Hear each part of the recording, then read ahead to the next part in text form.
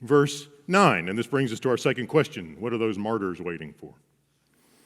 When he opened the fifth seal, I saw under the altar, right? So vision of the throne room of heaven. There's an altar there before the throne. And under the altar are the souls of those who had been slain because of the word of God and the testimony they had maintained. They are the martyrs, the faithful witnesses. Remember, Jesus says at the beginning of Revelation, he's the first martyr, the first faithful witness, and now there will be others, and these are them. He opened the fifth seal, saw the souls of those who had been slain because of the word of God and the testimony they maintained. They had been faithful, and they had died. Whether it's the hand of Nero or the hand of someone else, these are the faithful dead. Their blood was shed because they loved Jesus more than they loved their life. They've died, and they've gone to heaven. Funny thing is, they are not happy about it. Interestingly, there aren't a ton of texts in the Bible that talk about what it's like in heaven, in between your death and your resurrection. Just to be clear, the New Testament teaches what we say in the creeds. I believe in the resurrection of the body. When we say I believe in the resurrection of the body, we are declaring our commitment to the reality that one day Jesus is going to come back and he's going to take our dead bodies, raise them from the grave, make them immortal and incorruptible, and they'll be glorious instead of corpse-ish. I don't know if that's a word, but it is now. We call heaven that intermediate state between our death and our resurrection. When we talk about heaven way more than it comes up in the Bible, there's only a handful of texts that even mention what happens in between my death and resurrection. This is one of them. Funny thing is, they've gone to heaven and they're quite unhappy. They're quite perturbed. They're quite impatient. You would think they'd be like, hey, we're in heaven. That's great. We're with Jesus. But instead, they're going, how long, O Lord, until you avenge our blood? How does that fit into your vision and theology of heaven?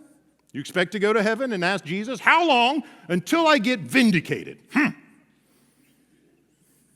That's what it says, isn't it? I'm going to read it one more time, just to be clear.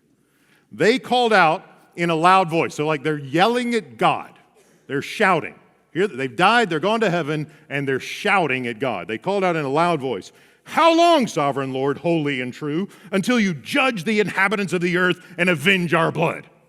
Does that sound like, what are those, all the books about people who go to heaven and come back and write books? Like, that's not what it sounds like, is it? What is happening here?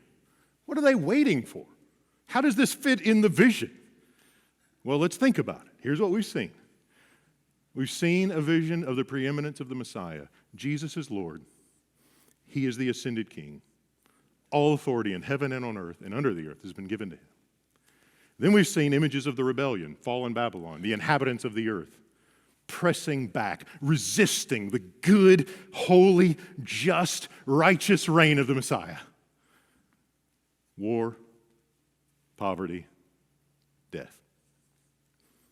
The consequence of that rebellion is that sometimes good people die. Sometimes faithful people have their blood shed. And when they get to heaven, when they are under the altar before the throne of God, they're not just sort of hanging out with harps and halos, being blissful all over the place. They are insisting that wrongs be made right. Why? Because God is just. Aren't you holy? Aren't you true? Aren't you good? Aren't you faithful? Don't you take wrong, unjust, bad things and make them right? Aren't you the one who makes all things new? That's their appeal. And so if you're a martyr, what does vindication look like?